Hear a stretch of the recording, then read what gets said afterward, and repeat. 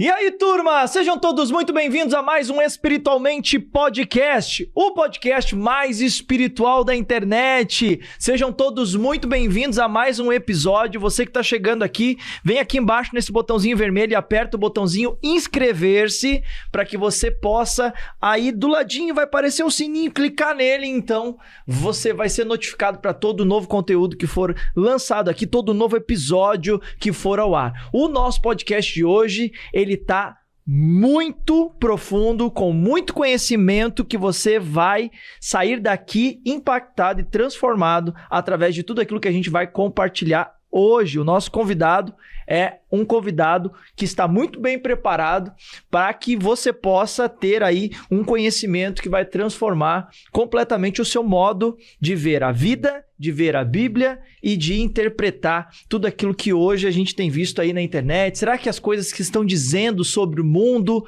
sobre Deus, sobre a igreja, será que tudo isso que está sendo dito tudo é verdade? Será que tem coisas aí que a gente precisa olhar por um outro ponto de vista para ter o conhecimento adequado, o conhecimento correto? Tem muita coisa boa aí que a gente vai falar e eu quero que você que está aqui acompanhando o Espiritualmente Podcast de hoje também já se mantenha junto com a gente aí preparado para a nossa viagem para Israel, Turquia, que estava programada aí para o mês de abril, essa viagem com Luiz Saião, onde nós estaremos aí com a nossa viagem programada, mas nós tivemos aí alguns imprevistos que vocês devem estar acompanhando aí. Muitas pessoas já adquiriram a sua passagem e aqueles que não adquiriram ainda podem entrar em contato com a Biblos Viagens e terem aí todas as informações que vocês precisam acerca de tudo que está acontecendo e de todo o cenário para vocês ficarem tranquilos. Quem já adquiriu pode ficar tranquilo, quem não adquiriu ainda pode conversar com eles, é só apontar o celular aí para esse QR Code que está na tela, ou então você vem no link na descrição e clica ali no link da descrição, você vai cair lá nas mãos do pessoal da Biblos Viagens, que vai cuidar de você com todo carinho, vai tirar todas as suas dúvidas e te dar toda a atenção que você precisa, tá bom? Podem ficar tranquilos que vocês estão em boas mãos. Agora, eu quero apresentar o nosso convidado de hoje. O nome dele é Tassos Licurgo. Falei certo? Rapaz, cada pessoa fala de um jeito. Então eu já tô começando aqui mas eu mesmo às vezes quando tô falando meu nome... Então é uma coisa muito difícil isso aí, sabe? Mas assim, se eu fosse dar uma nota, você teria passado por média nisso aí. Por média? Tá bom. Como que é? Como que se pronuncia? Isso aí, Tassos Licurgo mesmo, né? Ah, então tá bom. Mas assim, a gente lá de onde eu sou, do sertão, a gente não fala esse R. Como é que você fala o R? Como é que você fala Licurgo? Licurgo. Licurgo, né? Licurgo, não é assim que você fala? Eu falo assim, Licurgo. Licurgo? Se você não muito consegue, se você tiver gripado, é mais fácil. Gripado vai ser mais fácil. Entendeu aí?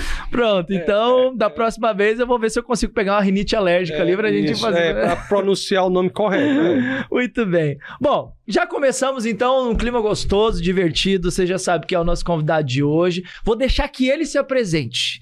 Vou deixar que você fale sobre as suas formações, sobre tudo. Porque o homem tem um currículo enorme, com muitas informações, com muitas formações e tem cumprido um papel muito importante para o reino de Deus aqui nessa terra.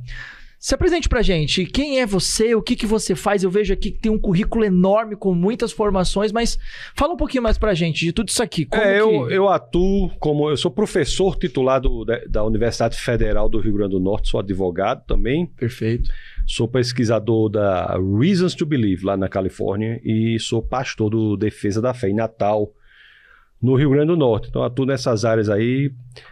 E o intuito maior é apresentar as razões históricas, científicas e filosóficas para se seguir Jesus Cristo. Espiritualmente, né? Assim, né? Então, o espírito e a mente, né? Deus quer o nosso coração, mas ele não pede para que deixemos o cérebro do lado de fora da porta. Perfeito. Né? Ele quer que nós o amemos por completo. Não é isso? Total. Concorda, Douglas? Concordo, eu tô aqui. Agora eu queria ter essa sua animação. Eu tô até preocupado, viu, amigo? Como é o nome do irmão ali? Igor. Igor. Diretor. Eu dou uns gritos aqui, quase que eu dou um... Eu dou um pinote, sabe o que é pinote? Eu dou um pinote aqui pra trás, cada grito que ele dá, rapaz. Pelo amor de Deus. Aqui vocês sabem que tem energia, né, pessoal? Então agora que você já sabe quem é o nosso convidado de hoje, vem aqui embaixo, aperta esse botãozinho aqui, ó, de compartilhar. Compartilha com mais pessoas para que mais pessoas possam ter acesso a esse podcast de hoje, que tá imperdível aí. Você vai ter muito conhecimento aqui. Você sabe que conhecimento é algo que nós priorizamos aqui no Espiritualmente Podcast. Agora, deixa a gente conhecer um pouquinho da sua história. Você é Rio Grande do Norte, mas como todas essas formações, esse conhecimento que você foi adquirindo, como você veio se tornar hoje o Tassos de hoje? Eu sou origem lá do sertão. Você já foi no sertão, não? A minha esposa é lá de Pernambuco. Pernambuco. Lá, sertão, o povo é brabo, lá é bruto. É bruto. É bruto. Sua esposa é braba. É bruta. Ela que manda lá? Não tem como dizer que não, né? Por mais que eu queira mandar, no final... Não tem como, ela é braba demais. Não. Ela é... Eu tava até fazendo uma entrevista, um bate-papo, né? O podcast com um rapaz que é do lugar chique, assim como você é também. E eu perguntei pra ele, vou fazer a pergunta pra você. Aqui vocês comem mel de abelha? Não come aqui? Come. Lá no sertão a gente come a própria abelha. Lá é a brutalidade total, né? Aí lá a gente fica lá e estudando, aí fui fazendo esses cursos e tal, acabei sendo advogado e professor e pastor e também pesquisador. Você quer saber o quê? Me faça uma pergunta específica, quer o quê? Tá bom. Eles querem que a gente fique falando, Igor. Fale sobre não sei o quê, você... Tá bom. Normalmente, quando a gente começa o Espiritualmente Podcast, o que a gente faz é entender um pouquinho da história. Da história. Eu era ateu, a maior parte do tempo, até que eu fui exposto a um livro chamado Cristianismo... Mere Christianity, Cristianismo Puro e Simples. Eu acho que é traduzido assim, de C.S. Lewis. O título original é Mere Christianity. Aí, rapaz, a partir daí foi muito impressionante. Já era acadêmico? Eu já era da universidade, mas numa cosmovisão ateísta. Eu não era ateu por questões morais, porque há dois tipos de ateísmo, não sei se você já notou. Tem ateus por questões intelectuais e ateu por questões morais, né? O ateu por questões intelectuais é aquele que não tem uma visão de mundo cristã porque acha que o ateísmo é que dá mais soluções para a realidade. A visão de mundo ateísta é a mais plausível. Esse é o ateu por questões intelectuais. É aquele que, exposto às evidências, ele está apto a mudar o posicionamento dele.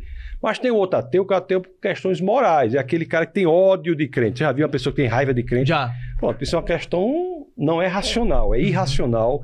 A índole é moral.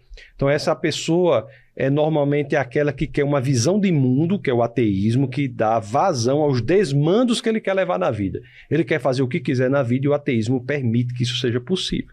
Como já dizia Dostoiévski no livro Os Irmãos Karamazov, se Deus está morto, tudo é permitido.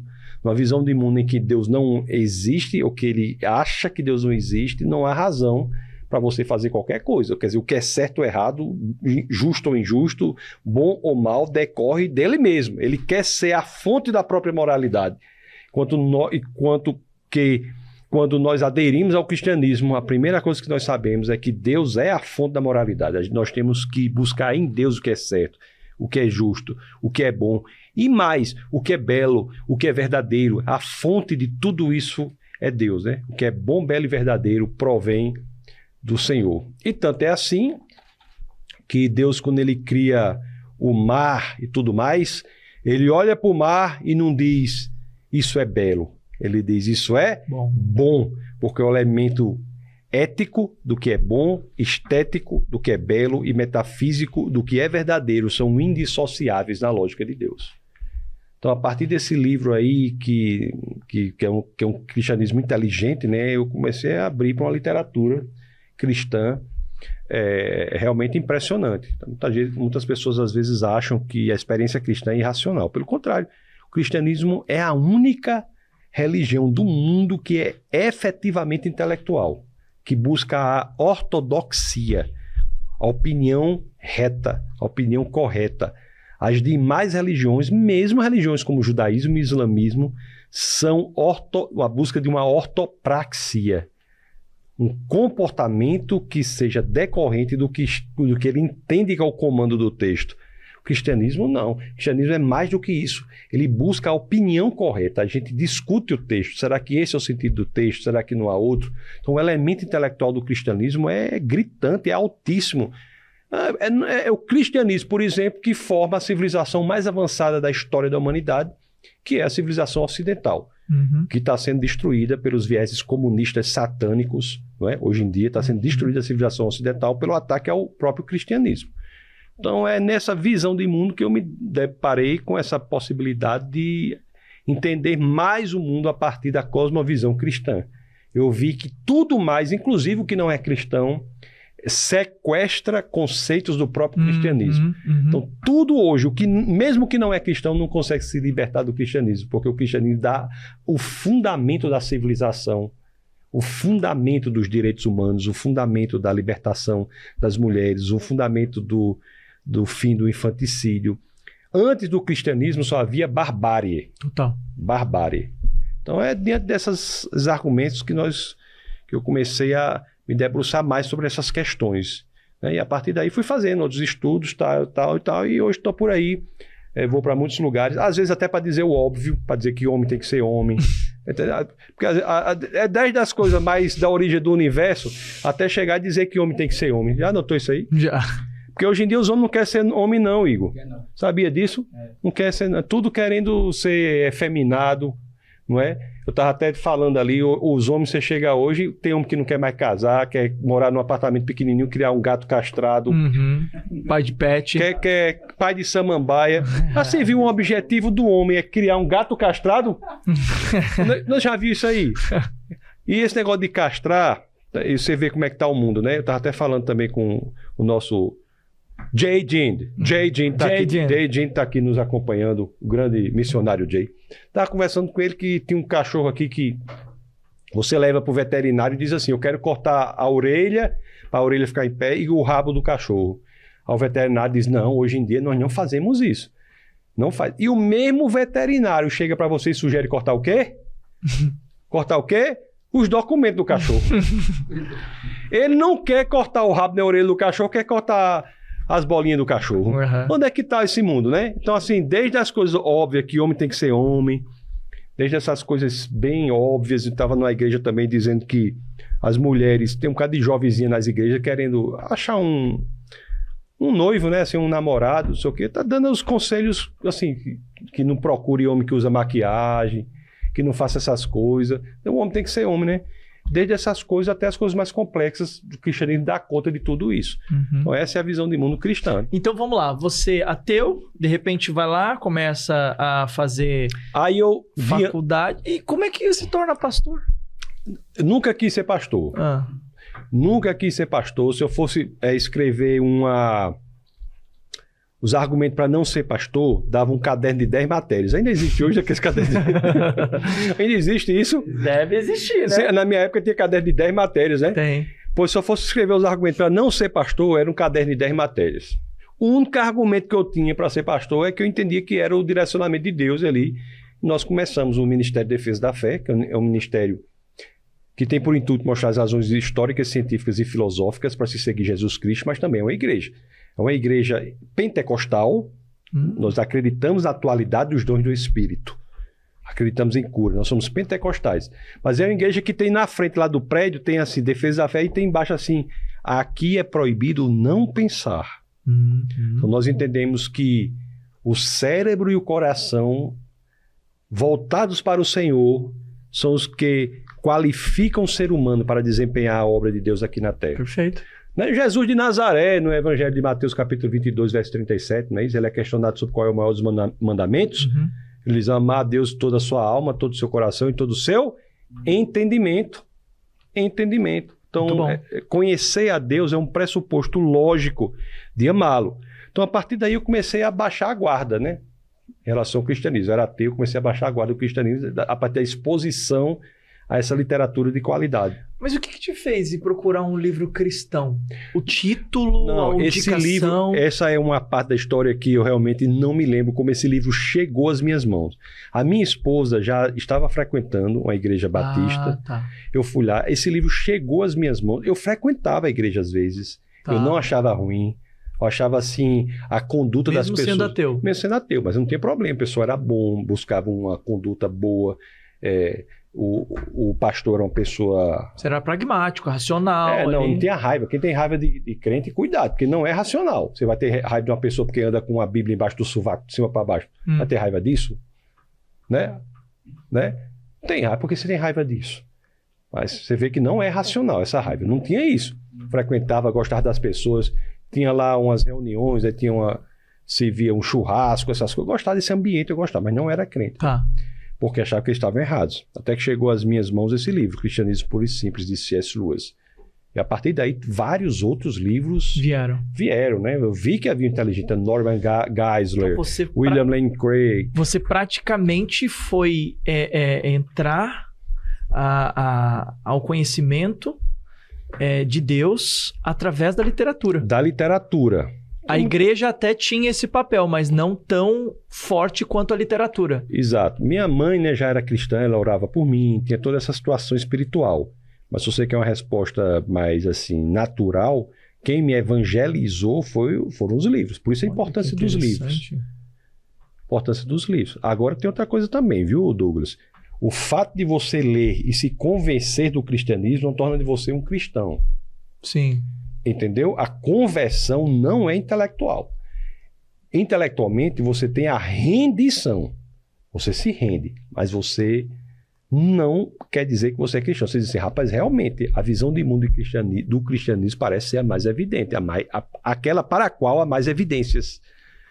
Mas isso não torna você um cristão. Você pode estar convencido intelectualmente do cristianismo e não ser convertido, entendeu aí? O que a parte intelectual faz é limpar os obstáculos que separam o homem do evangelho. Então, várias questões intelectuais separam o homem do evangelho, como aqueles que têm essas questões intelectuais, como, por exemplo, evolução, confiabilidade da Bíblia, compatibilidade do Big Bang com a Bíblia. Quem foi Jesus? Será que Jesus foi mais um entre tantos? Então, essas questões intelectuais separam o homem do evangelho. Será que a Bíblia foi alterada no passar dos tempos? Então, são questões que separam. Então, quando você vê que tudo isso tem argumento, você fica exposto às Escrituras e aí a ação do Espírito Santo, você entrega a sua vida ao Senhor, o Espírito Santo age e você efetivamente se torna capaz de dizer, como Paulo disse, viver é Cristo, morrer é ganho, é lucro. Entendeu? Isso aconteceu, eu tenho um filho, né, que eu já tenho 20 anos, eu tive uma filha no meio que faleceu e uma outra mais nova que está aí, né? Graças a Deus, a do meio está nos braços do Senhor. E no falecimento dessa filha do meio foi um momento muito forte, assim, que eu tive de me posicionar. Eu já era convencido, mas ali eu tive que me posicionar com a minha postura em relação às coisas, à realidade como um todo, e foi ali que de fato eu entreguei minha vida ao Senhor. Então, assim, a conversão é espiritual. De sua parte, é necessário um elemento volitivo, você aceitar o que Jesus já fez na cruz. E aquilo lhe transforma radicalmente. Essa é conversão. Mas para eu chegar aí, teve muitas questões intelectuais. Há aqueles que não precisam disso. São até bem-aventurados os que não precisam disso aí, né? O Tomé não era um deles, né? Mas Tomé, quando chegou para Jesus, o que foi que Jesus fez para Tomé? Mostrou as evidências. Isso.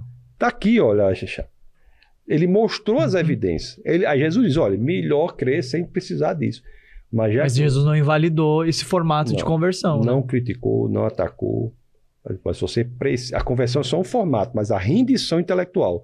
Se você precisa de evidências, tá aqui, o cristianismo tem evidências. A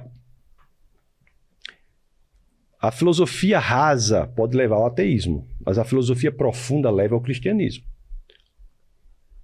Entendeu? Então nós não precisamos ter medo do pensamento, né? Aqui, ó, espiritualmente, né? Nós não precisamos ter medo do pensamento. Pelo simples fato, inclusive, de que Jesus é a verdade. Lá em Evangelho de João, no capítulo 14, no verso 6, Jesus diz, eu sou o caminho, a verdade e a vida. Ninguém vem ao Pai senão por mim. Eu sou a verdade. Então a busca pela verdade é a busca por Cristo. Cristo é sinônimo da verdade. Assim como relativizar a verdade é relativizar Cristo. Negar a verdade é negar Cristo. Então, nós, quando buscamos a verdade, nós buscamos Cristo. Então, é por isso que o pensamento, quando ele se aprofunda, ele vai ao mesmo lugar em que a fé já está. O pensamento, quando se aprofunda, a filosofia profunda, leva a Cristo. Então, nós não precisamos ter medo disso. Não precisamos ter medo. Porque antigamente, uma criança, quando fazia alguma pergunta, os pais faziam: menino, deixe de duvidar, só creia. Então, essa fórmula não mais funciona. Não é? Hoje em dia, você tem que tornar o seu filho um especialista na dúvida que ele traz. Você não precisa ter medo que aquilo levará a Cristo. Né? O menino chega: será que Jesus existiu mesmo? Será que tem prova para a existência de Jesus? Você vai fazer: ei, menino, não questione não. Não, será que tem? É uma resposta, é uma pergunta honesta. Então vai investigar. Que com certeza tem. Eu já digo, né? Tem mais provas, por exemplo, tem mais autores, mesmo não cristãos, atestando a existência de Jesus, do que atestando a existência de Tibério César, que era o imperador da época. Sim. Você tem 10 fontes não cristãs atestando a existência de Jesus, 9 é de Tibério César. Se você for para fontes cristãs, esse número atestando a existência de Jesus e autores antigos chega a mais de 40, 42, contra 10 de Tibério César. Então, assim, há respostas, né, para o cristianismo.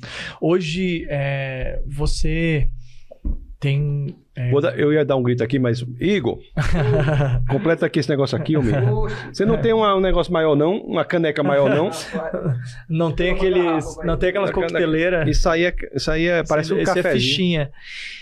Você hoje tem, como pastor, pastoreado uma igreja. E essa igreja, ela tem essa identidade que você carrega. E você leva as pessoas a pensar. Só que diante da realidade que a gente vive hoje, a gente encontra, muitas vezes, líderes que têm medo de levar as pessoas a pensar. Porque o que a gente enxerga hoje é que quem pensa se torna um problema, se torna uma ameaça. Hoje a gente encontra pessoas, líderes que têm receio de deixar as pessoas pensar, porque caso as pessoas venham pensar, elas podem se tornar um risco. E a gente sabe que hoje a gente tem, né, diante da cultura, muita informação disseminada. Mas como encontrar o conhecimento correto? Como que alguém consegue buscar o conhecimento correto sem perverter a sua fé, mantendo seus princípios e os seus valores? Porque é difícil hoje, as pessoas elas estão procurando lugar onde elas vão encontrar o conhecimento adequado sem prejudicar a sua fé, sem correr o risco de perverter ali o evangelho. Como que você orientaria alguém que está em busca do conhecimento correto? A prática mais comum e verdadeira e saudável que existe é você buscar as evidências. Se eu disser assim, existe um copo, existem 2 copos sobre a mesa. Como é que eu sei que isso é verdadeiro? Eu olho para a mesa. Realmente, existem 2 canecas sobre a mesa. Tá. O que o comunismo, o pensamento anticristão quer fazer é propor uma ideia desvinculada da realidade. Entendi. Então, o que as pessoas estão sendo levadas hoje é a crerem em assertivas sem checá-las com a realidade. Por exemplo, a ideia de que um homem pode ser uma mulher. Um homem não pode ser uma mulher, por mais que ele queira. Então, muitos são forçados, levados, induzidos a crer em algo que é descolado da realidade. Então, aqui está o grande problema. O grande problema é você achar que uma ideia tem valor em si sem checá-la na realidade. Então, um homem não pode ser uma mulher, nem que ele queira. E o contrário, né? Nem uma mulher pode ser um homem. Um homem pode ser um homem efeminado e uma mulher pode ser uma mulher masculinizada. Um homem não pode ser uma mulher, não é porque eu não quero, você não quer, sabe? A igreja não quer, não. Porque existe um impeditivo chamado realidade. Então, o que há hoje em dia é um afastamento da realidade, como essa ideia tivesse de ser mantida por si só. Então, é o primeiro ponto. Cheque as coisas na realidade. Cheque as coisas na realidade. Por exemplo, dar um exemplo para você. Eu estava numa conferência, dando uma palestra para uma conferência de pastores, E um pastor lá disse que estava fazendo um treinamento na igreja dele contra o racismo. Eu perguntei, me diga uma coisa, pastor. Eu pergunto aqui para o senhor e para todos aqui da conferência. Eram não sei quantos, assim, enorme. Na igreja de vocês, você já viu algum ato racista? Sinceramente. Você já viu dizer, não, fulano não vai tocar bateria não, porque é japonês. Japonês aqui não quer tocando bateria não. Você já viu isso? Guitarra, eu não quero negro na guitarra não. Galego, sabe o que é galego? Branco. Galegos, não quero galego tocando baixo não. Já viu isso? Não. Já viu alguém deixar de fazer parte de algum grupo da igreja em razão da cor? Não, da pele. O pastor disse, não. Então por que você está vendo curso antirracista? Então as pessoas são levadas a fazerem coisas sem pensarem. Aquele curso antirracista oferecido por uma instituição comunista externa era para contaminar a igreja. Levando coisas que não existem na igreja.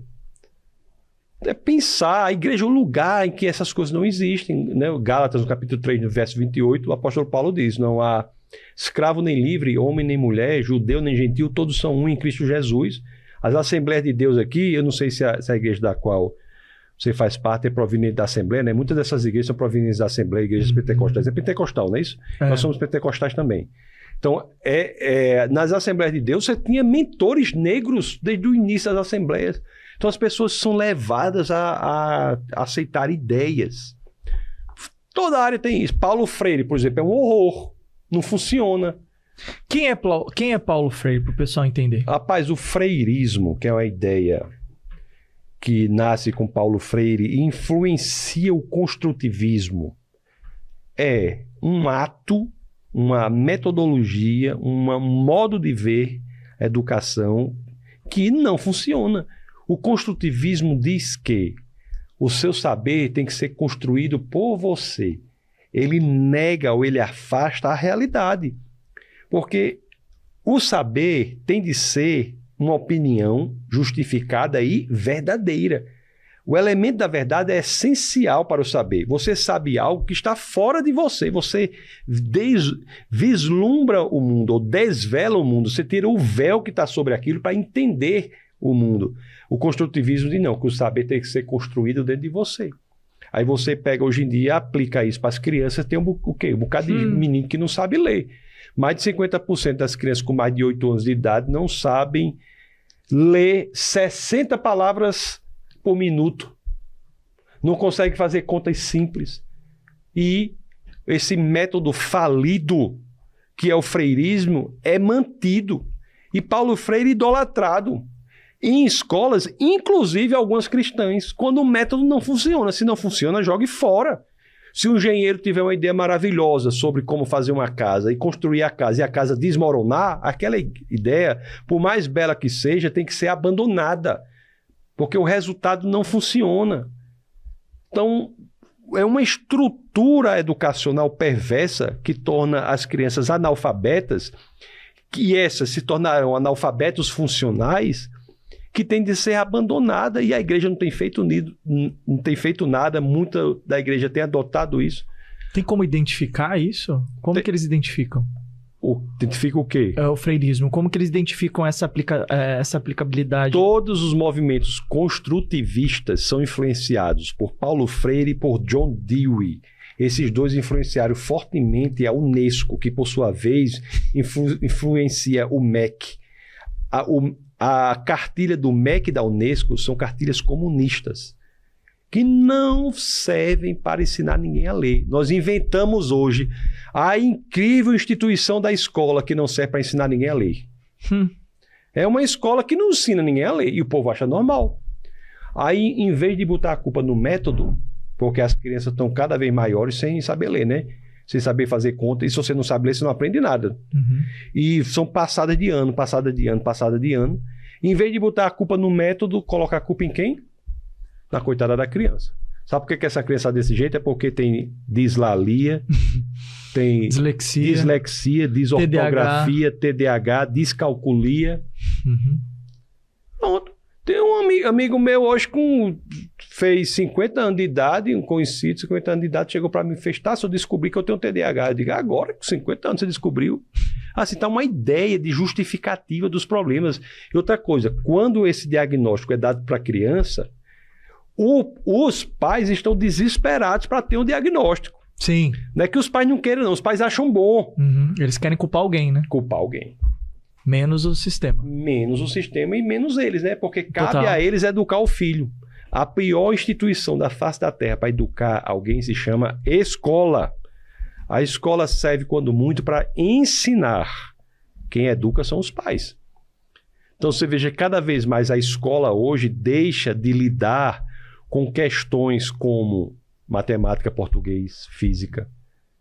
O concurso unificado que o governo federal vai fazer agora, tem um concurso para várias áreas, tirou português. Tirou português. Então, as escolas não ensinam mais isso. Vão ensinar o quê? Formação da cidadania, como você se tornar, questões de moralidade, que não cabe à escola. Cabe aos pais. Aos pais cabe educar os seus filhos. Aí uma vez eu estava, uma pessoa chegou e disse assim, mas pastor, é porque eu não tenho tempo. Eu não tenho tempo, não sei o quê. Eu disse, então depois não reclame. Depois não reclame.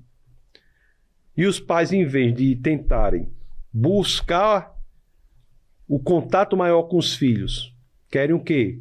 Escola de tempo integral, terceirizar a obrigação. Tem pais que descobriram que tinha filho na pandemia. Total. Olha, tava lá e disse os meninos... Quem é esse aqui? A família não Quem é esse menino conseguia aí? conviver Não. mais. Então, Aumentou o índice de agressividade, violência doméstica, denúncias das pessoas convivendo, brigando dentro de casa. É isso. conflitando. Então isso não é um modelo cristão. Aquilo que eu estou dizendo. O homem tem que ser homem. A mulher é mulher. Né? Então o que as ideologias anticristãs querem? Querem um homem que seja efeminado, que não tome a liderança. Uma mulher feminista e os filhos desobedientes. Começando, então, pela escola. Mas a gente tem outras esferas também que isso tá reverberando. Tem todas as esferas da cultura, da educação, do entretenimento. Todas. Os super-heróis, por exemplo. Super-herói hoje é frouxo demais. Na minha época não tem isso, não. Super-herói hoje é a coisa mais frouxa do mundo. Ai, não sei, ai meu Deus, eu tô com problemas psicológicos para saber se eu vou matar ou não mal. Vá ver Robocop de antigamente. Porque você é novo... Não... A culpa é do Mamonas Assassinas. Hein? Rapaz, vá ver o Robocop, o primeiro filme. Quem não tiver aqui assistindo, vá assistir pra você ver como é que aquele filme é. Eu tenho certeza que você vai ver e vai achar violento demais. É um filme que a gente assistia criança, achava normal. O bem vence o mal. Simples assim. Pronto, é isso. O bem vence o mal. E hoje em dia os super-heróis não sabem se é bem, se é mal. O entretenimento são levados as pessoas a torcerem pelo mal. Aquele filme que tem o Coringa. Aquilo ali é um delinquente. Não é verdade? Total. Um delinquente total e as pessoas são levadas a defender a causa de um doido daquele ali. Defende o Hamas. O Hamas, que em hebraico é a violência e a maldade mais perversa que tem, que não é apenas uma violência contra o próprio homem, mas é uma violência contra o próprio Deus. Tem gente defendendo. Então, assim, a igreja e a família e a família são os dois elementos mais importantes de resistência a esses arroubos comunistas destrutivos da família e da igreja. Como que a família e a igreja identifica... Elementos destrutivos do comunismo, né, que querem destruir a família e a igreja. Como que a igreja e a família conseguem identificar essa estrutura do comunismo influenciando a sua família, influenciando a igreja, porque infelizmente a gente tem visto isso entrando nas famílias, a gente tem visto isso entrando nas igrejas de forma direta ou indireta. Como se preservar disso? Qualquer ação contra a individualidade tem grande chance de ser sintoma de uma ação comunista identitarista. Porque o comunismo hoje não tem a ver mais com economia. Não sei se você sabe disso. Por exemplo, o comunismo não é oposto ao capitalismo, não. O principal... A ideia pode ser que sim, mas ele não se move desse jeito. Olha, o principal parceiro comercial do Brasil é a China. Total. Não é os Estados Unidos, não. Não são os Estados Unidos, não. Então, o comunismo pós-marxista Ele abandona o âmbito da economia e passa a atuar no âmbito da ideologia, estudar com Antônio Gramsci e a Escola de Frankfurt.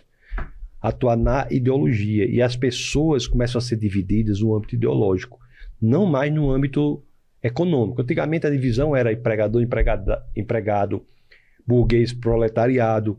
Hoje em dia essa divisão no âmbito ideológico. É o negro contra o branco, o homossexual contra o heterossexual, o homem contra a mulher, o índio contra o não índio, e assim sucessivamente.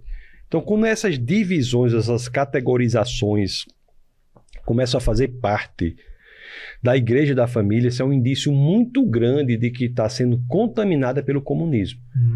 O cristianismo é um sistema que liberta, que fortalece o indivíduo, independentemente da cor que ele tenha. Não é nós e eles, né? Não é nós contra eles. Eu vi um podcast uma vez, tinha 2 negros e um branco, e um negro disse um negócio lá, o outro negro replicou assim, né? Ei, rapaz, isso aí não é opinião de pretão, não. Aí o outro disse, mas peraí, existe opinião de pretão e que não é de pretão? O que a cor da pele tem a ver com a opinião da pessoa? A pessoa pode ser negra, branca, azul, seja a cor que for. Qual é a importância disso para a opinião da pessoa? Então, no momento que você tem na igreja essas divisões aparecendo, existe uma teologia do negro, uma teologia da mulher. Isso é destruição da igreja. Destruição da igreja.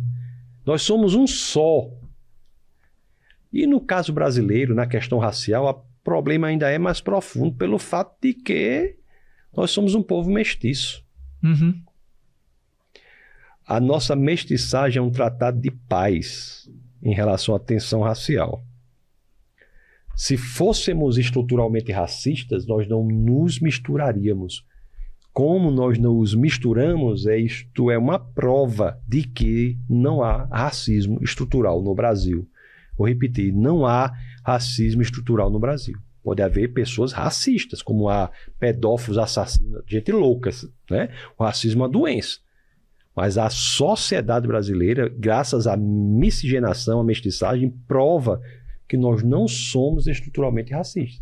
E as igrejas hoje adotam um discurso anticristão comunista que ataca a ideologia, lembre-se, não mais a economia, a ideologia para destruir a igreja de dentro para fora. Tá entendendo? Uhum.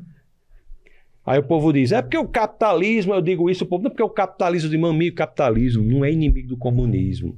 Quem é inimigo do comunismo é o cristianismo. Não é ideológica a guerra, é cultural a guerra.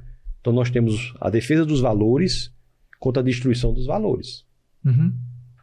Então o cristianismo é a defesa dos valores. O capitalismo chegaram à conclusão de que as regras das leis da economia eram indomáveis. Então por isso que o comunismo hoje, em países como Rússia, China, por exemplo, são países comunistas que não se envolvem no elemento capitalista e propõem uma divisão dessas categorias para o Ocidente, que é cristão, porque internamente eles também não querem, não. Uhum. Não quer esse negócio. Não tem movimento LGBTista na China, na Rússia. Tem, não. Entendeu? Eles querem destruir o Ocidente por meio do ataque ao cristianismo. Pode um cristão ser a favor de Paulo Freire? Se ele entender adequadamente o que ali está, é impossível, porque Paulo Freire, a influência dele do freirismo na educação, que gera o construtivismo, vai dizer, em última instância, que não há verdade a ser desvelada, que o conhecimento nasce em você. Você não desvela a verdade. Então, se você relativiza a verdade, eu disse que não há uma verdade absoluta, você está relativizando o próprio Cristo, porque Cristo é a verdade. Então, se você entender efetivamente, não pode. Não é sobre você, é sobre Cristo. É sobre Cristo. Pode um cristão ser marxista? O marxismo ou comunismo é uma ideologia do Satanás. Então, você perguntar se um cristão pode ser comunista, é a mesma coisa que você perguntar se um cristão pode ser satanista. É a mesma coisa que você perguntar. Uhum. Pode um cristão ser satanista? Não pode não, né? Então também não pode ser comunista, não. Pode não. A única hipótese de alguém dizer que é um cristão comunista, só tem 3 hipóteses. É que ele pode dizer. Ser, ele não pode nunca. Mas ele pode dizer quando, 1, ele não sabe o que é cristianismo. 2, ele não sabe o que é comunismo. E 3, ele não sabe o que é nenhum dos dois. Você não é comunista não, né, Edu? Eu não. Tipo, tô te fazendo essa pergunta pra trazer clareza pra audiência. Sim. A cara dele, meu... Rapaz, será que eu tô falando com um comunista? Mas, ó... Eu converso até com calvinista, mas comunista eu não converso não. A gente sabe que isso tudo é uma guerra de narrativas. E a maior parte das pessoas que acaba se deixando levar por essas narrativas, elas se deixam levar por quê, na sua opinião? Pela falta da mania salutar de testar a narrativa na realidade. É isso que eu estou dizendo. As coisas têm que ser testadas na realidade. Têm que ser vistas na realidade. Esse é o grande problema. As pessoas são levadas porque estão abrindo mão da verdade. A verdade exige o teste na realidade. Seja lá o que a pessoa disser, o outro acredita, sem testar na realidade. Voltando para a questão racial, por exemplo, diz que tem 80% de negros no Brasil. Vá para a rua para ver se tem. Vá para a rua para ver se tem. Então não se testam as coisas na realidade. Cristo exige a verdade, a busca pela verdade. Então nós nunca podemos deixar de ter esta salutar mania de testar as coisas na realidade. O cristianismo, ele inclusive tem como fundamento um fato que é investigável. O apóstolo Paulo, na primeira carta aos Coríntios, no capítulo 15, no verso 14, diz: se Cristo não ressuscitou, é vã a nossa fé, é vã a nossa pregação. Então o fundamento do cristianismo é ele próprio um fato investigável. Ressurreição pública, física de um homem. Veja que as escrituras não dizem se Cristo não ressuscitou espiritualmente, não, mas se Cristo não ressuscitou fisicamente. É algo investigável. Então nós não podemos deixar ser levados por narrativas. Nós temos que ser levados pela expressão da verdade. E quando é que uma coisa é uma narrativa falsa e quando é que algo é verdadeiro? É verdadeiro quando tem respaldo na realidade. As pessoas não querem fazer o respaldo da realidade. Hoje em dia, o transgênero nem tá, agora já está chegando no transespécie. Tá. Viu falar isso aí, né? Sim, sim. É o homem como animal, né? O animal sempre conta a história que eu vi que a mulher chegou pro zoológico, foi entrar lá e cobraram a entrada dela, $15. Ela disse: eu não vou pagar. E a moça falou: por que a senhora não vai pagar? Ela disse: porque eu sou uma zebra. Eu sou uma zebra. Aí A gente ri de algo que é sério, cara. Sério. É. Olha, tem muitas escolas hoje infantis. Nos Estados Unidos tem algumas que se uma criança chegar na escola e disser assim: eu sou um gato, a primeira providência a ser feita pela professora é conseguir uma caixa de areia. Você tá de brincadeira. Isso é real? É real. A gente não sabe nem o que é real e o que não é, né? Tá desse jeito? Tá desse jeito. Em alguns lugares. Sabe que às vezes tem estados muito conservadores. Sim. As Carolinas são conservadoras. Sim. Flórida é conservadora. Oklahoma é conservador. Texas conservador. Mas você tem estados que são liberais. São vários estados. Califórnia, etc. Então, assim, tá... E o Brasil tá chegando. Mas tá chegando aqui. A gente teve aqui recentemente um rapaz que ele faz um trabalho muito bacana, que é o Flávio do Amaral. Ele foi trans durante 16 anos. E agora ele faz um trabalho para ajudar homens e mulheres que fizeram a transição a fazer a destransição, que é voltar a ter a sua forma original, que foi modificada por conta de cirurgias estéticas, né? Então, barba, seios. E ele vem e ele combate muito isso, ele fala muito sobre isso. E um dos desafios que ele encontra hoje, por exemplo, agora falando a questão de saúde, é que as pessoas elas encontram muito mais facilidade hoje do governo e na saúde para fazer a transição do que fazer a destransição. Então, eles têm muita facilidade para fazer então, a prática da sua opção sexual ali pela mudança de sexo, mas o contrário, eles não recebem esse suporte. É verdade isso que ele falou, inclusive até os conselhos de profissionais como de psicologia tem uma abertura muito maior para alguém que quer ir do que para alguém que quer voltar, né? Para dar acompanhamento, é verdade. Agora, só fazendo uma observação, que ninguém confunda uma coisa que você falou, isso não se trata de opção sexual. Isso trata de loucura. São duas coisas diferentes.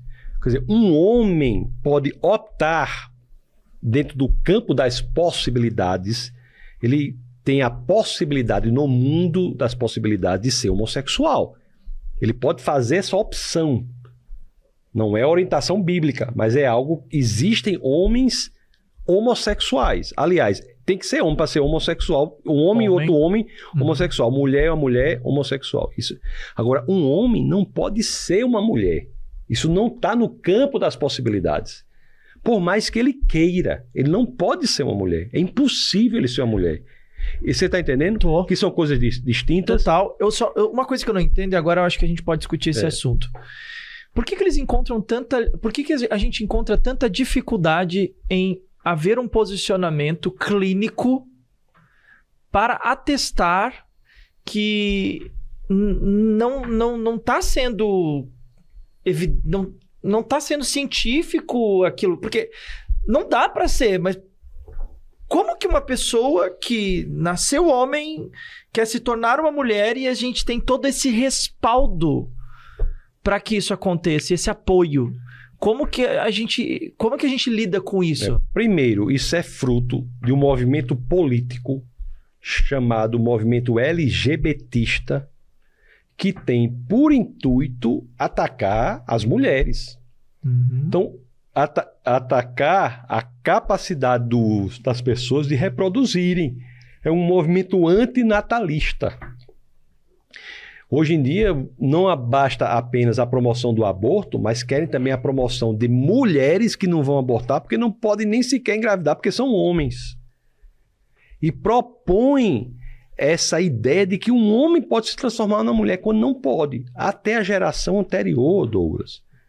As pessoas que faziam isso eram tratadas na psiquiatria por uma questão chamada disforia de gênero. Isso.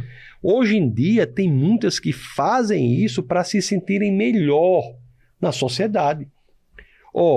Dizem que essas pessoas são discriminadas, quando na realidade dizem que essas pessoas são minoria, quando pelo conceito jurídico hoje são praticamente maioria, porque o governo é favorável, o judiciário é favorável, a sociedade é favorável, o entretenimento, a indústria do entretenimento é favorável, todo mundo é favorável, a escola é favorável. Então muitas pessoas se envolvem nesse processo, que é um processo muitas vezes sem volta. Você vê que tratamentos hormonais severos e tratamentos de amputação são sem volta. E tem sequelas terríveis. Sequelas irreversíveis, e elas veem que aquilo que fizeram não satisfaz o desejo ou a motivação que elas foram levadas a fazer. E por isso que nós temos estatísticas perversas que não são publicadas, não são divulgadas.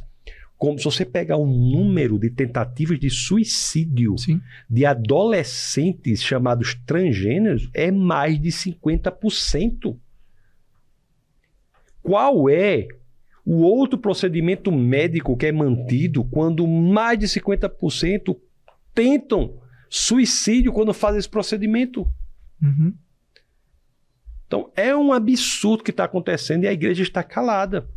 E hoje a gente tem igrejas que são igrejas inclusivas. A igreja do Senhor sempre foi inclusiva. É uma linguagem que eles usam, tá? Eu tô trazendo as linguagens, tá? Exato. É muito importante o que você está fazendo, para que a gente possa esclarecer. Isso.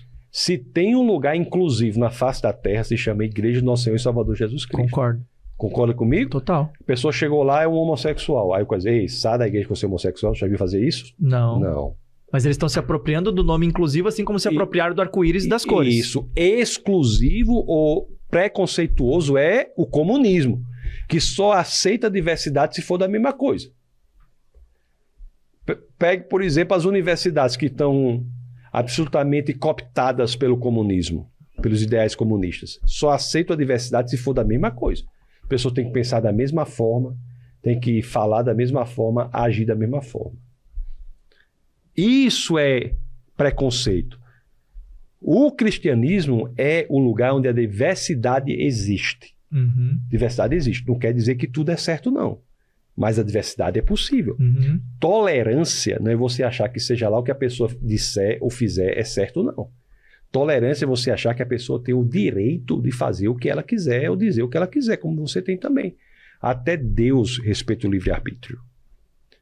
Nos países em que não há influência cristã, é que, por exemplo, não há possibilidade da parada gay. Vá fazer parada gay em país muçulmano, Douglas. O que é que vai acontecer, hein, Igor? O que é que acontece, Igor? Hein, Jay? O que é que acontece, Jay? Vá fazer parada gay. É uma vez só. É uma vez só. Agora, só em país muçulmano, não. Não. País de índole matriz ateísta, comunista. Então. Vá fazer na China. Não, e a gente vê o pessoal defendendo o Hamas, e o Hamas ele tem esse viés político. Vá fazer na ideológico. Rússia. A Rússia estreitou a legislação contra homossexuais. Estreitou eu. Agora, viu, né? Eu estava na Califórnia agora, estava dando aula lá, sou pesquisador lá do Reasons to Believe. E estava passando uma passeata lá, pró-Palestina, com vários cartazes pró-Hamas. Aí eu fui ver a passeata. A quantidade de pessoas do movimento LGBTista ali era brutal.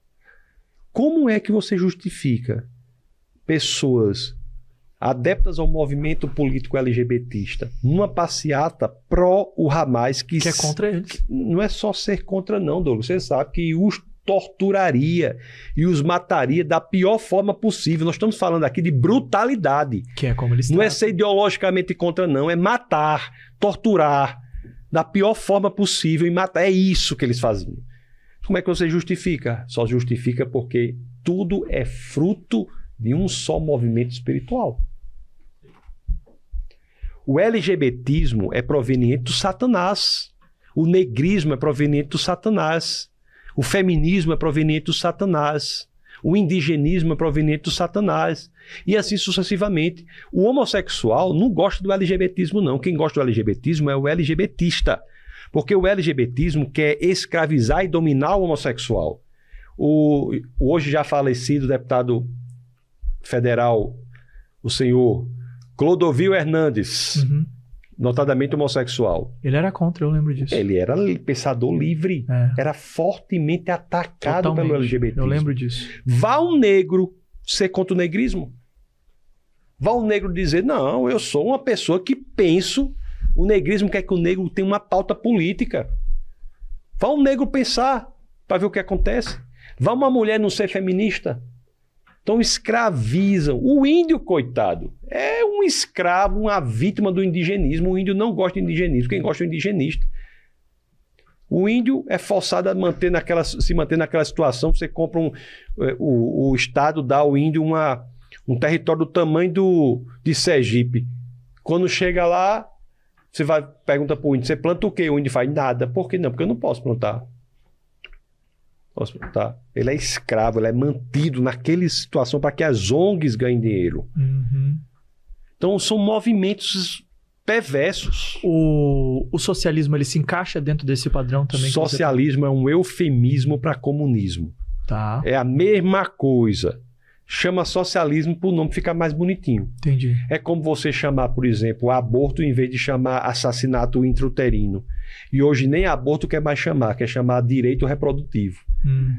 A linguagem manipula o nosso pensamento. Totalmente. Isso é a descoberta do século XX, da filosofia do século XX e da escola de Frankfurt. Descobriu que da forma que você fala, você pensa, e da forma que você pensa, você age. Total. Se você quiser controlar o pensamento de alguém, basta que você controle a linguagem. E é isso que está acontecendo. Douglas, essas pulseirinhas aí, é o que é isso aí?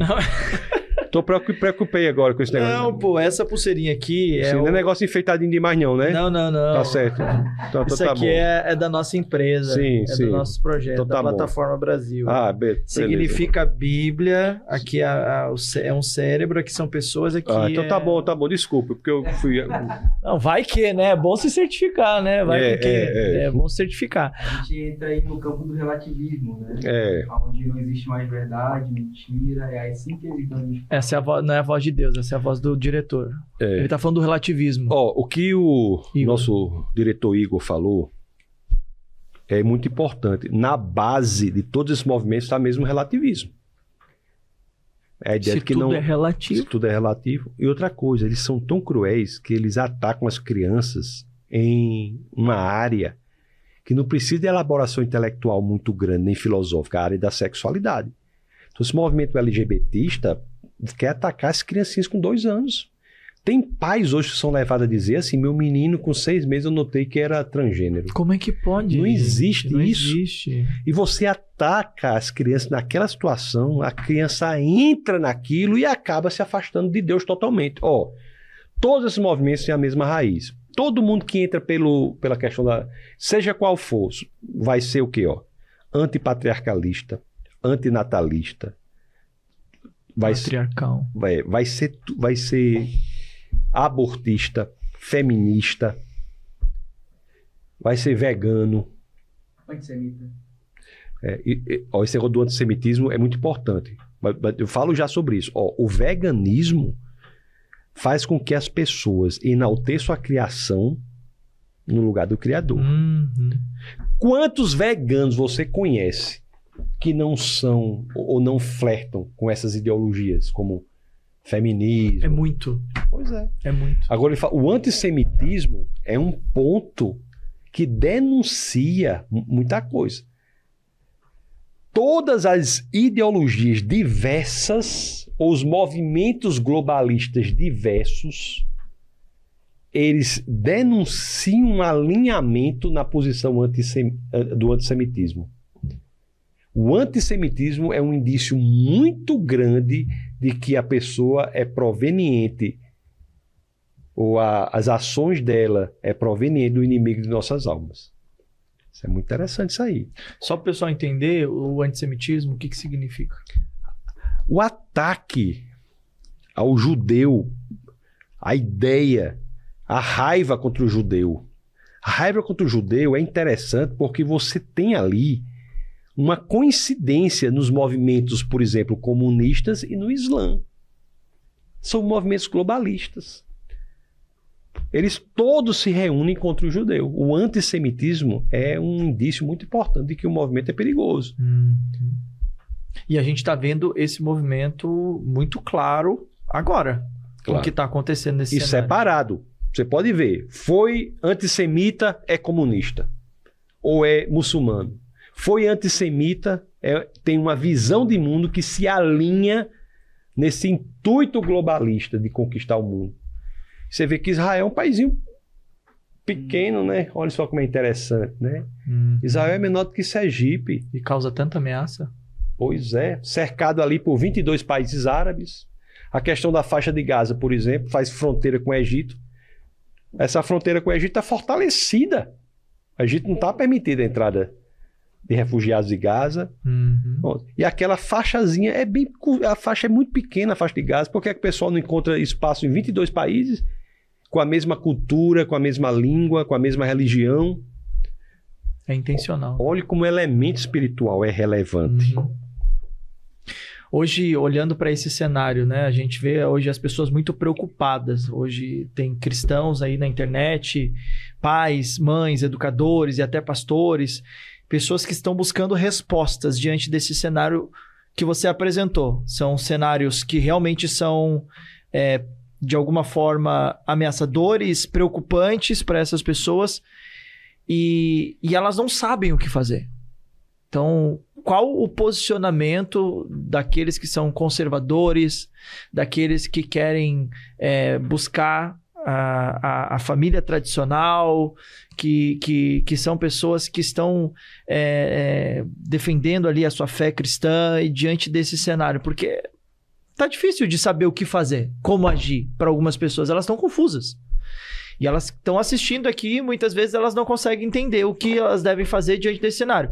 A gente sabe que a mídia, a cultura, a religião, ela está sendo atacada, ela está sendo bombardeada com essas narrativas, com esses movimentos. E algumas pessoas estão dizendo assim, tá, eu faço o que agora então? A solução está na família e na igreja. São as duas soluções. O que a família deve fazer? Criança pequena, até 8, 9 anos, ela tem que ser exposta a tudo que é maravilhoso. Tudo que é bom, belo e verdadeiro. Música de qualidade, arte de qualidade, ser A criança tem que ser exposta às escrituras. Tem que ser exposta ao que é bom, belo, verdadeiro. Quando ela fica um pouco maior, ela começa a fazer questões. O elemento do maravilhamento passa a dar lugar ao elemento da busca pela verdade. Aí é que muitos pais erram também. Então, na criança pequena, nada de botar televisão com aquelas coisas horríveis. Botar aquele... Tem até um Teletubby lá que é mais ou menos. Tira aqueles Teletubbies. Nada de botar aquelas coisas para a criança. Quando ela começa a fazer questões, o que o pai tem que fazer é, conforme eu já disse aqui um momento no nosso bate-papo, tem de tornar a criança uma especialista na dúvida que ela traz. Em vez de abafar ou inibir a dúvida, o pai vai torná-la um especialista na dúvida que ela traz. Se a menina começa a ter ideias que são um pouco feministas, compre livros bons sobre feminismo, para ela entender o que é aquilo ali. Converse sobre a criança, esteja perto. Quando ela fica maior, né, um adolescente, aí busca mais a convivência, você tem que estar perto. Na segunda carta, se eu não me engano, a Timóteo, acho que capítulo 3, no verso, posso estar enganado nisso aí, mas na segunda carta a Timóteo, eu creio que é capítulo 3, tem 10 questões ali, 10 elementos que o apóstolo Paulo fala a Timóteo. Mas ele começa assim, ó, você tem seguido de perto. Aí ele vai dizer, o meu ensino. Você tem seguido de perto. Aí diz 10 elementos que Timóteo tem seguido de perto. Então, a influência efetiva e positiva dos pais em relação aos filhos tem que ser uma influência que é dada de perto. Se o pai não está perto do filho, não quer se envolver com o filho, é um problema. Então, é isso que tem que fazer. Qual é o erro? Receber ou esperar que a solução está... Vou dizer algo muito importante, mas não é o centro da solução. Por exemplo, no governo. O governo é importante? É. Mas não é a solução, não está ali de forma essencial. De forma essencial, a solução está na família e na igreja. Tem que apoiar a sua igreja. Apoiar a igreja bíblica. Apoiar, para que ali é a resistência. A igreja não... E apoiar a família. A igreja não pode, por sua vez, permitir que influências comunistas entrem. Muito menos no Ministério Infantil. Como é que sua igreja chama? Ministério Infantil, Escola de Crianças? Tem algum nome assim específico? Não. Ministério Infantil. Você não pode deixar. Tem gente que chama Escola de Criança, Ministério Infantil. Escolinha. Não pode deixar. Em lugar nenhum, né? Pode ter influência comunista. Muito menos com a criança. Porque eles são sutis. Então é importante que nós nos posicionemos. Nós, enquanto cristãos, Douglas, nós não temos batalhas a ser feitas aqui, a não ser a batalha pela manutenção da fé. Quando nós temos fé em Jesus Cristo, o que nós nos envolvemos é num projeto de proclamação da vitória. Mas para isso é preciso posicionamento. As pessoas não estão se posicionando, estão fraquejando. Estão saindo da necessidade de proclamar a verdade. Tem gente que vai falar com você, por exemplo, pode ser que você faça uma entrevista com qualquer pessoa aqui, ele fala, você não sabe se a pessoa é comunista ou não é, se é a favor ou é contra. É capaz de falar meia hora, você não sabe o que ela está dizendo. Entendeu? Por isso que eu digo, olha, eu sou claro, se eu não sou, eu tento ser cada vez mais. Então, para quem não entendeu quando eu falei sobre o comunismo... Você não é comunista, não? Não, vou dizer melhor ainda. Eu falei e vou repetir. Para não restar dúvida, que acho que até no meu Instagram, né, o Tassos Licurgo, ou foi hoje ou foi ontem que postaram um corte disso aí, eu vou repetir aqui, que é o seguinte. Para não restar dúvida, a maneira mais clara que eu achei de explicar para o cristão que é comunismo foi dizendo o seguinte: o comunismo é uma ideologia do Satanás. Pronto. Mais claro do que isso eu não consigo. Então você não pode flertar com comunismo, você não pode flertar com nada disso. Lembrando que comunismo não tem nada a ver com capitalismo. E o problema é que eles não falam que eles são capitalistas. Alguns falam, mas eles não falam. E esse é o problema. As pessoas não conseguem identificar isso. por causa da narrativa, da linguagem. Eles alteram a linguagem para que as pessoas simples possam se deixar levar pela narrativa deles, pela influência deles. Perfeito. A linguagem é uma ferramenta perversa, como nós vimos, que foi inventada. O poder da linguagem foi identificado ali na escola de Frankfurt, na filosofia do século XX. Wittgenstein, um filósofo do século XX, ele diz uma coisa assim, ó, sobre o que não se pode falar, deve-se calar. Quer dizer, se você não consegue falar algo, você não tem... a proposição 7 do Tratatus Lógico-Filosófico diz isso. Em alemão é wovon man nicht sprechen kann, darüber muss man schweigen. Sobre o que não se pode falar, deve-se calar. Então, a linguagem é essencial. E manipular a linguagem é manipular o pensamento. Eu posso dar muitos exemplos disso. Por exemplo, caridade. Sim. Socialismo faz caridade. Como é que você vai fazer caridade se você não tem propriedade privada? Que caridade é essa se você não tem propriedade? Um pressuposto lógico da possibilidade de caridade é a propriedade. Então você veja como eles deturpam e manipulam a linguagem de forma feroz. Eles vão dizer que são cristãos, vão dizer que... Eu fiz até um debate uma vez na rádio aqui, foi outra vez com um pastor lá que se dizia ser um pastor comunista. Como foi isso? Rapaz, depois você assiste aí, você procura aí. Foi um negócio assim, um debate com um pastor que dizia que era o pastor do atual presidente aí. Tá. Depois você vê. Não existe isso. Gente que diz que Jesus era comunista. Né? Pois é, só se for. Dizer que Jesus é comunista olha, complicado. Ninguém é proibido no cristianismo de compartilhar. Ele é incentivado a compartilhar. Mas só que o elemento essencial do compartilhamento, assim como é da caridade, é o elemento da voluntariedade. Isso. Só há virtude em compartilhar ou ser caridoso se houver a voluntariedade. No comunismo, essa voluntariedade é extirpada. Não são os mesmos institutos, são coisas diversas. Tem muitas heresias e coisas perversas que têm um nome bonito. Entendeu? São ideias, algumas das quais até opostas, com nome bonito. Então, aí que tá, né? A gente volta ao que nós já tínhamos falado antes, acerca da busca ao conhecimento, do questionamento, para que as pessoas elas possam encontrar as respostas certas. Porque hoje, infelizmente, o que a gente vê, por exemplo, como que pode existir ali um pastor numa igreja que compactua de uma ideia comunista e que consegue levar toda aquela congregação a compartilhar daquilo também? Essa igreja não é bíblica, essa igreja não é cristã. Você não pode conceituar uma visão de mundo pelo desvio que se faz dela. Isso não é cristianismo. No momento em que há a opressão para formar pessoas de fora para dentro, forçar um comportamento de fora para dentro, isso não é cristianismo. Cristianismo, você vai da forma que você está. E a mudança que ocorre é uma mudança que é de dentro para fora. Por isso que é sinônimo de liberdade. Porque você muda porque você quer mudar. Não porque você é forçado a tanto. A gente teve recentemente agora a Laís aqui.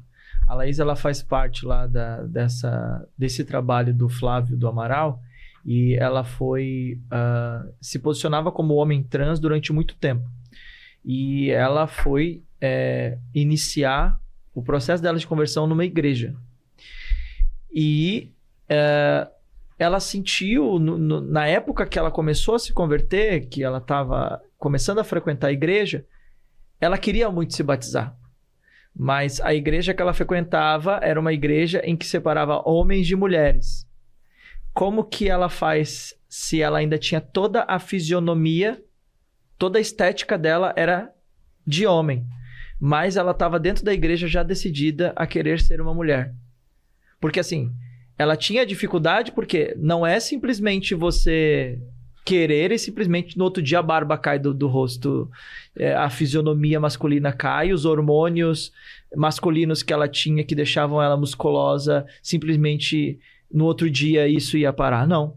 Então, ela se sentia muito mal e tinha muita dificuldade de conseguir se sentir à vontade ali por conta do pré-julgamento, por conta das críticas que eram feitas entre os irmãos ali da própria congregação, por o fato de que ela era uma mulher, mas ela estava sentada do lado dos homens e ela querendo encontrar esse caminho de mudança, de libertação, de restauração de quem ela realmente era. Então, enfim, como a gente falou muito sobre esse assunto, dessa questão do LGBT, e é uma pauta recente que eu trouxe aqui no Espiritualmente Podcast, inclusive depois o pessoal pode assistir, mas como a igreja está despreparada, como os líderes das igrejas estão despreparados, porque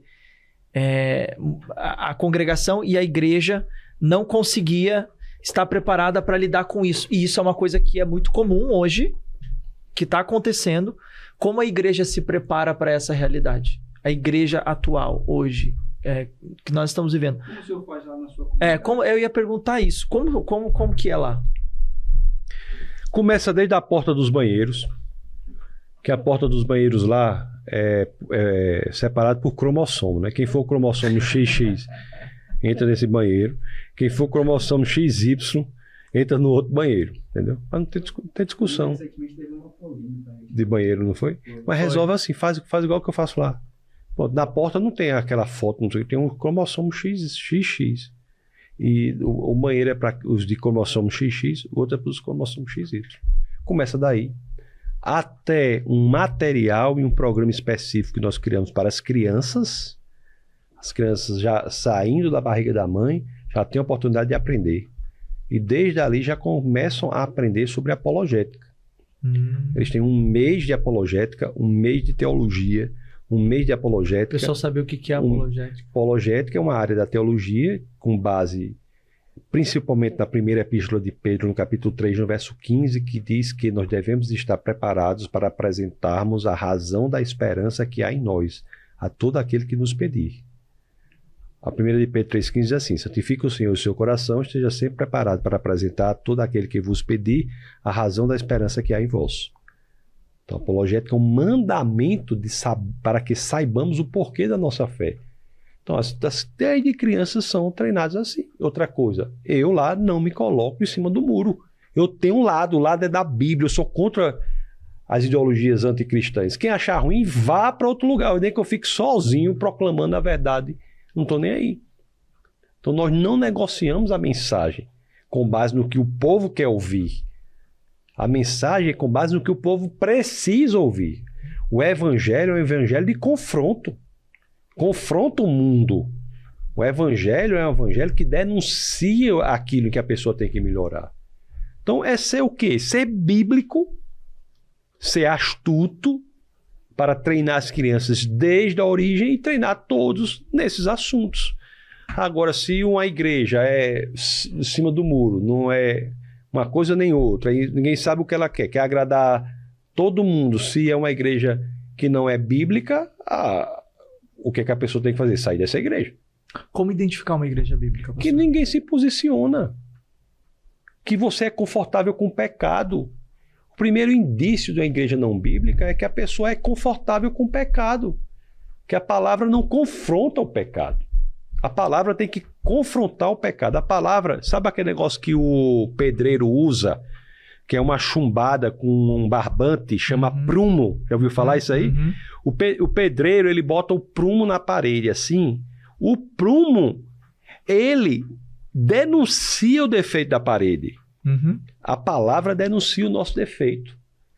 E Deus é tão bom que não apenas nos diz aquilo em que devemos trabalhar, aquilo que devemos superar, mas também caminha conosco na superação, por meio do seu Espírito. Então, a Bíblia é um elemento que nos coloca contra o mundo.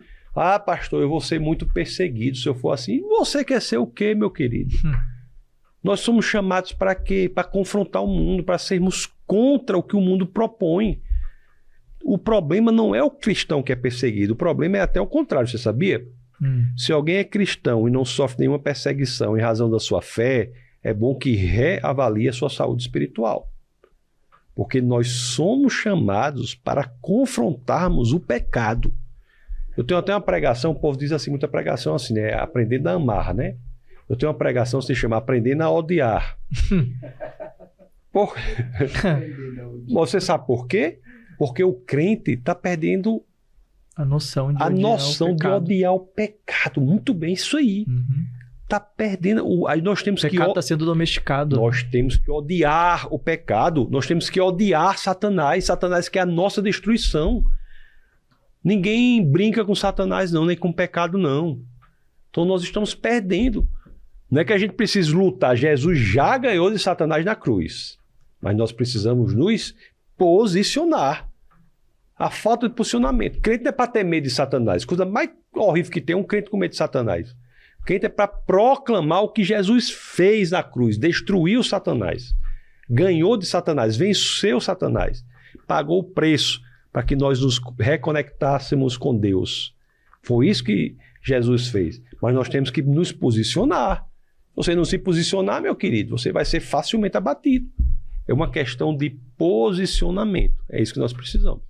Você enxerga hoje que o pessoal tem medo de se posicionar, agora falando de igrejas e líderes, por medo de perder membros? Você acha que não? Isso é o que acontece a todo momento, queridão. Todo momento acontece isso. Com medo não só disso, né? Com medo de exposição, com medo de perseguição, com medo de ameaça, com medo de tudo. Uma vez numa entrevista, a pessoa chegou. Agora o caso do Brasil, né? Você vê que mais cristãos foram mortos no século XX do que nos 19 outros séculos somados na história da humanidade, em razão de sua fé. Cristãos mortos em razão de sua fé. Mais cristãos foram mortos em razão de sua fé no século XX do que nos 19 outros séculos somados. Agora, vendo a entrevista, fiquei meio desgostoso assim, porque o cara chegou e disse assim, mas pastor, o senhor diz assim umas coisas tão assim, né? Aí fez a pergunta dele, olha aí, Igor, a pergunta dele, olha aí, Jay, a pergunta que ele fez. Perguntou assim, e você não tem medo de ser cancelado, não? Aí eu disse, rapaz, o que é cancelado? Não, é perder seguidor, né? Não sei nem direito o que é isso. É a cultura do cancelamento. É o que é isso? É falar mal na internet. Eu vou ter medo de um negócio desse. A pessoa tem medo de um negócio desse. A pessoa deixar de falar a verdade com medo de ser cancelada na internet. Pode cancelar 50 milhões de vezes, eu tô nem aí, negócio de cancelamento. Eu não sei nem o que é esse negócio de cancelamento. A pessoa com medo de um negócio desse. Quando nos outros lugares que você tem aí, você vai para a igreja, não sabe se sua casa tem sido incendiada. Você vai para a igreja, você não sabe se vai entrar alguém lá com a metralhadora para matar todo mundo. Você vai para a igreja é subterrânea, é camuflada, porque se o Estado souber, vocês são presos e torturados. E a gente com medo dessas coisas. Isso existe e é real. É real, lugares. É crescente. Né? Não se engane, é crescente. A Bíblia é proibida. A posse da Bíblia é punida com a morte em vários países. Um livro. Olha o poder. Realmente, o evangelho é um evangelho de poder. Se não fosse poder, por que todo mundo teria tanto medo de um livro como esse? Por que seria tão odiado e tão rejeitado por grandes líderes e poderosos?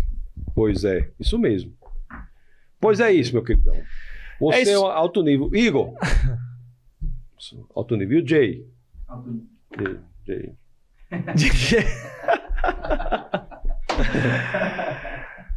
Muito bem, tudo é muito bom e esse podcast está incrível, mas tudo também a gente tem horário aqui, a gente tem que encerrar e o pastor ainda vai para longe ainda, vai ter uma longa jornada daqui depois desse podcast, mas veja o quanto que é importante nós termos consciência de tudo aquilo que aqui foi mencionado.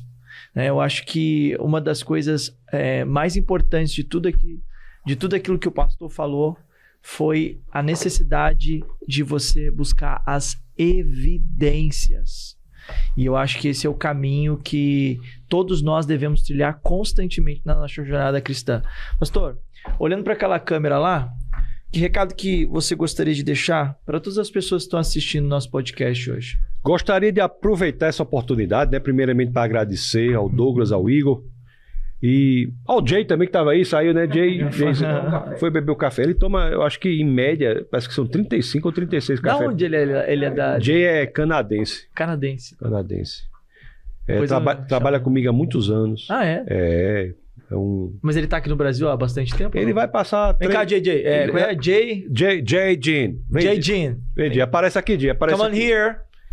Vem aqui, Jay. Fala olá pra todo mundo. Olá, todo mundo. Prazer. Deus nos abençoe. Jay é pesquisador de milagres. Pesquisador de milagres. A gente faz pesquisa aí. Depois tem que falar mais com o Jay. É sério? É sério. O que seria um pesquisador de milagres? Tem vários milagres que acontecem que não são registrados, né? Então vai pesquisar os milagres e ver o que foi milagre, o que não foi. Tem muito... Você acredita em milagre, não acredita? Acredito. Então pronto. Tem que acreditar, né? Foi Jesus que fez. Tem muita gente que não crê. Você acredita no meio cristão? Acredito. Tem gente que acha... Tem igrejas, ministérios... Tem que não crê em milagre, não. Diz que fazer um milagre, falta pouco a pessoa ser herética se acreditar em milagre. Nas manifestações do Espírito também. Tem gente que é assim, tem igreja que é assim, que acha que não. Agora, para acreditar, tem gente que acredita que Jesus sabe, que Deus manda tudo, né? Manda derrubar as torres gêmeas, manda fazer isso, manda aquilo e não faz um milagre. E aí, ele faz o quê?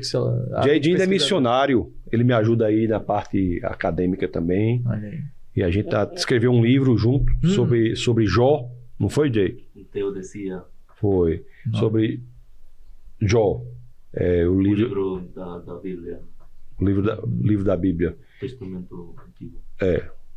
Como é que chama o livro, Jay, em português, você sabe? Jó. Não, o livro que a gente escreveu. Jó? Não. O nome do livro. Traicionado. Traído. Traído por Deus, entregue ao diabo. Jó. Ele tá ficando bom no português. Ele fala inglês, né? Ele falou que ele fala 4, 5 línguas. Jay fala todas as línguas aí. Poliglota. Fala em línguas estranhas também. Fala. Isso. Glossolalia. Glossolalia. Ele fala todas as línguas. A pátria nacional do Reino de Deus. Essa língua. Sim. Bom. Pois tem que marcar qualquer dia uma entrevista com o Jay. Vou marcar. Marcar com o Jay, viu? Só não sei se eu vou conseguir falar muito bem com ele, né? Não, você fala, ele fala. Toda a língua que você falar, ele entende e responde. E se ele eu já combino com ele também que se ele não entender a sua pergunta, eu já falo com ele para ele responder outra coisa. Aí uma resposta. Entendeu? Ele já vem treinado, a gente treina as respostas. Mas Jay aí é uma benção aí, viu? Jay. Maravilha, Jay. Aqui vai passar mais uns 3 dias aqui, depois vai para uma missão lá no Peru. Muito bom. Nice to meet you. Peru. Prazer, Fabiano. Nice to meet you too. Ok, Jay. Obrigado. Até logo. Até logo.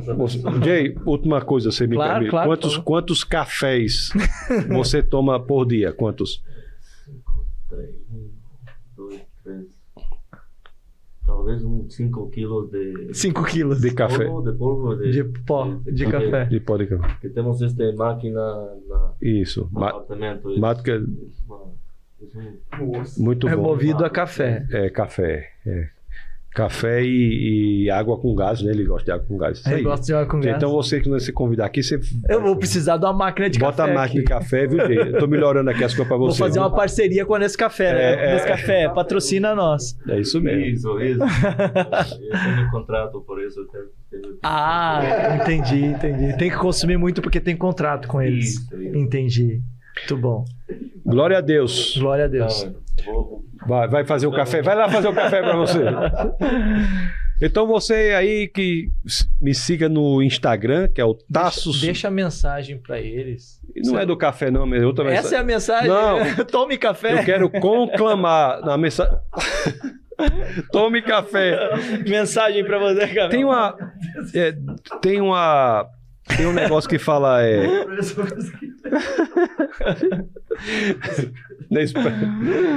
Não, o que nós temos que fazer mesmo é conclamar a igreja do Senhor para que se posicione, se coloque contra essas ideologias anticristãs que têm destruído a família e a igreja. A solução está na igreja do Senhor, no corpo de Cristo aqui na terra. Nós temos que agir como corpo de Cristo, temos que ser as mãos, a boca de Cristo, os pés de Cristo. Nós temos que fazer o reino de Deus avançar. Não podemos ser covardes, não podemos ser como aqueles cachorros amarelos do sertão balançando o rabo de um lado para o outro, deixando o mormaço, entendeu? Nos paralisar. Vamos adiante como soldados. Você imagina um soldado frouxo. A pior coisa que tem é um crente frouxo. É a pior coisa que tem. Então vamos nos posicionar. Que Deus abençoe poderosamente, que abençoe esse podcast aqui, Espiritualmente Podcast. Rapaz, se você que teve essa ideia, foi minha esposa. Esse nome ficou legal. Espiritualmente. Espiritual e mente. Abençoe o Igor aí. Igor aí que é uma bênção. Como né? que o pessoal te encontra nas redes sociais? Sim, aí eu ia falar, né? Pode falar. Tassos Licurgo. Você bota lá TASSOS LYCURGO. Tassos Licurgo. E então você pesquisa no YouTube Tassos Licurgo, aí vai aparecer meu canal lá, que é @Licurgo, mas o Instagram é @Tassos Licurgo. Aí no Instagram tem muito desses vídeos, desses cortes que o pessoal coloca, desses posicionamentos. Tem abençoado aí muita gente. Amém. Porque às vezes tem sido uma oportunidade de colocar em palavras o sentimento que muitos têm, né? Sim. Às vezes as pessoas têm um sentimento e não entendem o que está ocorrendo. Porque Deus dá a percepção do que é certo, mas a pessoa às vezes traduz para palavras para entender os conceitos que estão por trás de tudo isso aí. Amém, Douglas? Amém. Muito bem, meus amigos. Esse foi o... Esse grito aí, meu Deus do céu. Esse Muito grito... bem, meus amigos. Esse foi o Espiritualmente Podcast de hoje. Foi um prazer ter vocês aqui com a gente. Vem aqui embaixo, se inscreva aqui nesse canal e aperta o sininho aí para você ser notificado. Vem ali do ladinho, embaixo ali dos comentários, você pode colocar ali também, apertar aquele botãozinho no valeu, no cifrãozinho e dar um apoio pra gente, ajudar a gente aí a continuar, né, conduzindo e criando cada vez mais e melhorando cada vez mais esses episódios do podcast aqui do Espiritualmente Podcast, tá bom? Então fiquem tranquilos, o pastor vai sair bem daqui mesmo com os meus gritos. Obrigado, pastor, pela sua presença. De nada, foi um prazer conhecer você. Vamos ficando por aqui, Deus abençoe, até o próximo, tchau!